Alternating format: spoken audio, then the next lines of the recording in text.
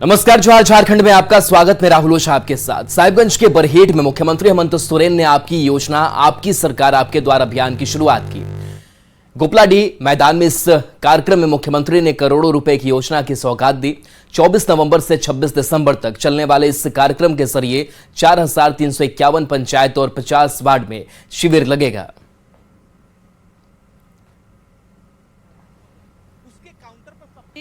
माननीय मुख्यमंत्री महोदय का स्वागत।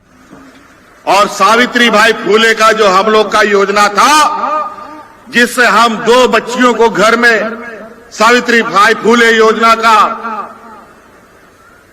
लाभ दे रहे थे, अब ये 2 बच्चियों का जो विषय है वो अब समाप्त करके अगर हमारे घर में 3 बेटी है या 4 बेटी है, चारों को सावित्री बाई फूले योजना में शामिल करेंगे। हमको पता ही नहीं था, कानून बनाए, थोड़ा अपना पॉकेट भी देखना पड़ता है सरकार का। सब कुछ ध्यान में रखकर हम लोग 2 बच्चा का हिसाब किताब लगाया, लेकिन हम एक दिन अचानक कुछ बच्चियों से हमारी मुलाकात हुई। लगभग 20-25 को बच्ची एक साथ थी। हमने अचानक पूछ दिया, सावित्री बाई फूले का योजना कितना बच्चियों को मिला? तो पता चला उन 20 बच्चियों में 19 बच्ची लोग हाथ खड़ा किया कि हमको मिल गया है। एक वो बच्ची बेचारी हाथ नहीं खड़ा कर पाई। हम बोले, तुमको क्या हुआ बेटा? बोला, नहीं, हमारे घर में 2 बेटी को मिल गया है, हम तीसरा है ना, इसलिए हमको नहीं मिला। तो हमको बहुत खराब लगा और उसी से मैं ये निर्णय किया कि अब बेटियों को पढ़ाई के लिए कोई कंप्रोमाइज नहीं होगा। हमारी जितनी बेटी होगी अब पूरा का पूरा उसका अब जिम्मा सरकार उठाएगी। बीजेपी ने सरकार आपके द्वार कार्यक्रम पर निशाना साधा है। बीजेपी सांसद समीर उरांव और भानु प्रताप शाही ने कहा कि इस योजना के नाम पर राज्य सरकार करोड़ों रुपए फूंक रही है, पर झारखंड की जनता को इसका कोई फायदा नहीं मिलने वाला है।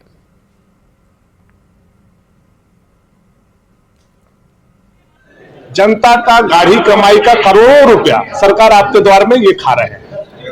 इसकी जांच हो जाए तो अधिकारी जेल चले जाएंगे और काम तो जनता का हुआ ही नहीं है। आप आरटीआई से मांगिए ना, कितने आवेदन आपको प्राप्त हुए और कितने आवेदन पर आपने काम किया।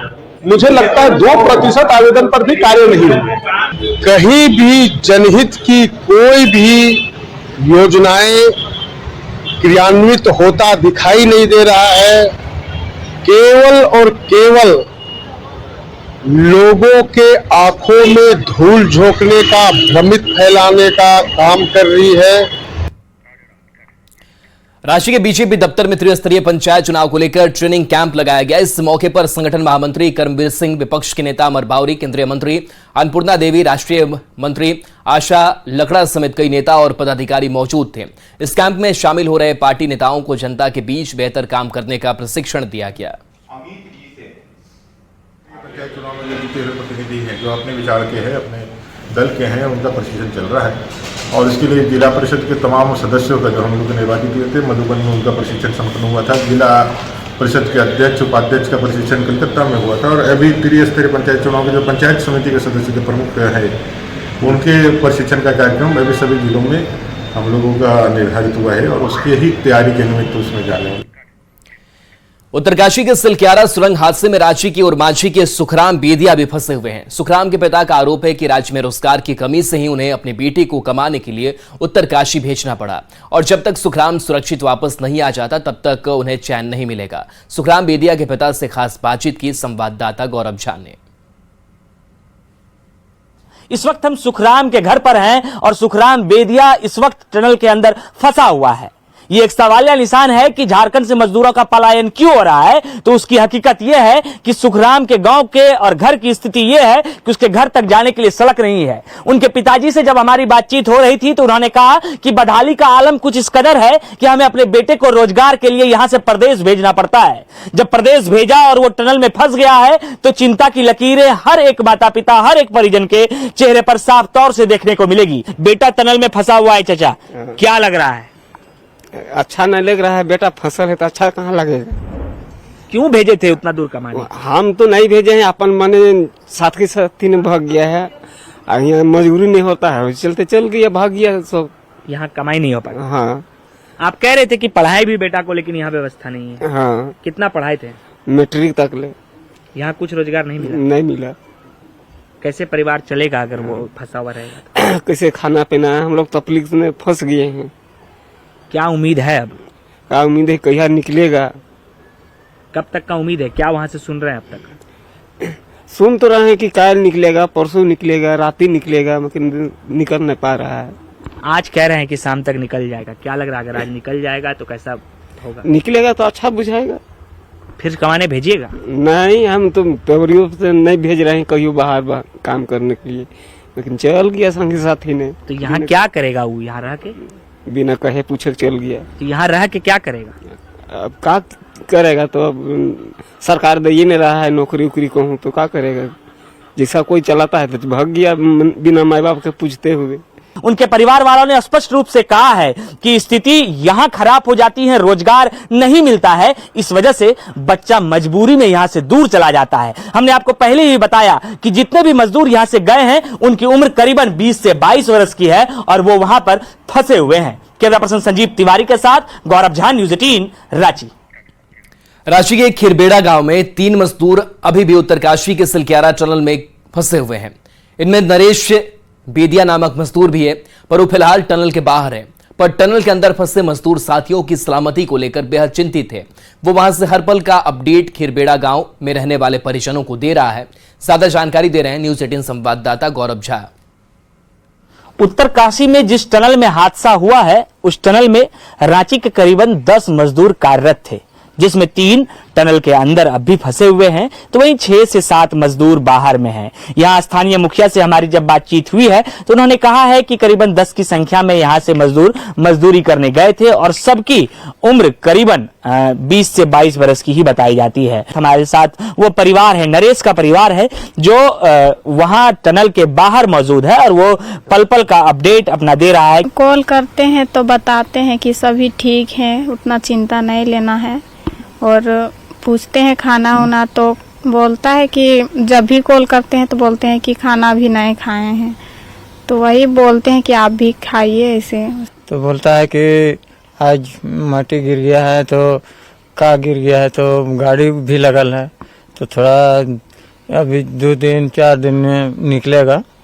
तो बोले कि न कितना दिन में निकलेंगे, तो बोला कि न से कभी बोलता है कि नहीं 2 दिन निकलेंगे, तो कभी बोलता है कि 3 दिन निकलेंगे। तो बोलते बोलते तो हम भी आज शनिचर हो गया, 13-14 दिन हो गया। इनका कहना है कि चिंता की लकीरें इनके चेहरे पर भी है। ये भी मायूस इस वजह से हैं कि इनका भाई और बेटा जरूर टनल के बाहर है, लेकिन गांव के 3 लोग अब भी अंदर फंसे हुए हैं। कैमरा पर्सन संजीव तिवारी के साथ गौरव झा, न्यूज 18 रांची। रांची कटरू ब्रिज के पास आर्मी के जवान मनोज सिंह का शव पेड़ से लटकता हुआ मिला। वो दीपा टोली के आर्मी कैंप में काम करते थे, साथ ही उत्तराखंड के रहने वाले थे। वो छुट्टी पर अपने घर जाने के लिए गुरुवार की शाम 6 बजे दीपा टोली कैंप से निकले। रात 12 बजे उनकी ट्रेन थी, पर वो ट्रेन पर सवार नहीं हुए। रांची पुलिस से फिसल और डॉग स्क्वाड की मदद से उनकी मौत की गुत्थी सुलझाने की कोशिश कर रही है। घर की छुट्टी के लिए निकले थे। इनका ट्रेन लगभग 12 बजे था, ये लगभग 6 बजे शाम के साथ संध्या में ये वहाँ से निकले हैं। तदुपरांत जो अभी डेड बॉडी पुलिस जो है प्राप्त करके अंतिम परीक्षण करने के लिए पोस्टमार्टम के लिए भेजे हैं। आगे अनुसंधान हम लोग कर रहे हैं कि ये आगे इनकी मृत्यु के कारण क्या है और किन कारणों से इनकी जो अभी मृत्यु हुई है वो उसकी स्पष्ट हम लोग जो है पोस्टमार्टम के बाद बता पाएंगे। मूल रूप के कहाँ करेंगे? ये उत्तराखंड के रहने वाले हैं। गढ़वा पुलिस ने महिला से रेप और मर्डर केस का खुलासा करते हुए महिला के नाबालिग प्रेमी को हिरासत में ले लिया। यह महिला शादीशुदा थी, पर कुछ दिनों से मायके में रहती थी। वहीं पर नाबालिग युवक से उससे प्रेम हो गया। इसी बीच उस महिला ने प्रेमी पर शादी का दबाव बनाया। इससे नाराज होकर प्रेमी ने उसे बुलाया और चुनरी से गला दबाकर उसकी हत्या कर दी। घटना के एक दिन पहले यानी 21 तारीख के रात को 10:30 बजे इन दोनों ने आपस में मोबाइल से बात करते हुए एक जगह तय किया कि वहां फलाना जगह मिलना है, जो कि घटना स्थल जहां डेड बॉडी मिली। और इन लोग उसके बाद वहां पे मिले।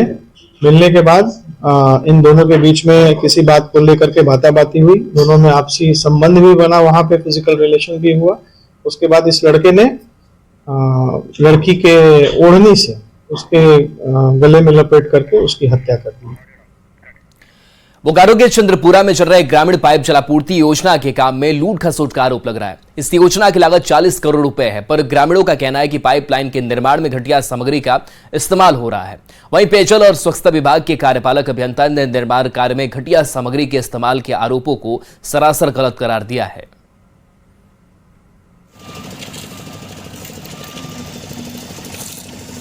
तो लगता है इसमें कम से कम आपका 80% मिट्टी होगा, 20% बालू की मात्रा होगा। काम में सही नहीं काम हो रहा है हम लोग के नज़र में। मेरा पंचायत में हमको भी बदनाम करके रख देगा। हमेशा हमने पदाधिकारी को बोला, हमने SDO चास को भी कहे कि भाई वहाँ पर आपका बालू जो गिरा है उसमें मिट्टी का बहुत ज्यादा मात्रा में अंश है, इसको आप जाँच कीजिए। बोला कि नहीं, हमको तो बोला कि मुखिया जैसा नहीं होगा। उसको लेने से मना किया, एजेंसी जो है मना किया है, जिसके चलते लोग का अपना मनसा पूरा नहीं हो रहा है, तो लोग आरोप वगैरह लगा रहे हैं। लेकिन जो भी काम हो रहा है बहुत बढ़िया काम हो रहा है। जो विभाग का जो अप्रूव्ड है, इलेक्ट्रो स्टील का छड़ है, श्री सीमेंट जो विभाग से जो अप्रूव्ड है वो छड़ ही लग रहा है। और हमारा सबसे बड़ा चीज थर्ड पार्टी जो है कि इंस्पेक्टिंग एजेंसी है TPIA, वो खड़ा होकर के कास्टिंग कराता है, सर चीज का मॉनिटरिंग कर रहा है।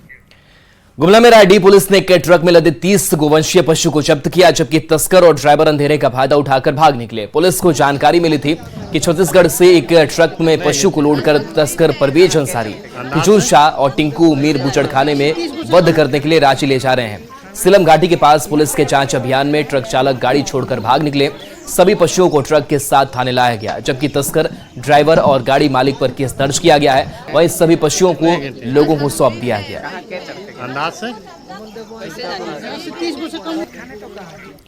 गढ़वा के रामकंडा में आकांक्षी जिला कार्यक्रम के तहत जिला कृषि कार्यालय की ओर से 25 महिला किसानों के बीच मधुमक्खी किट का वितरण किया गया। इसके तहत किट के बक्से के साथ साथ किसानों को मधुमक्खी भी मुहैया कराया गया। जिला कृषि पदाधिकारी ने मधु को नकदी उत्पादन बताते हुए आर्थिक स्थिति में सुधार आने की उम्मीद जताई। योजना के तहत एक किसान को अधिकतम 20 बक्सा दिया जा रहा है। जिला कार्यक्रम के अंतर्गत पूरे गढ़वा में हम लोग 80 किसानों को मधुमक्खी पालन का किट जो है वो दिया जा रहा है जिला प्रशासन की ओर से।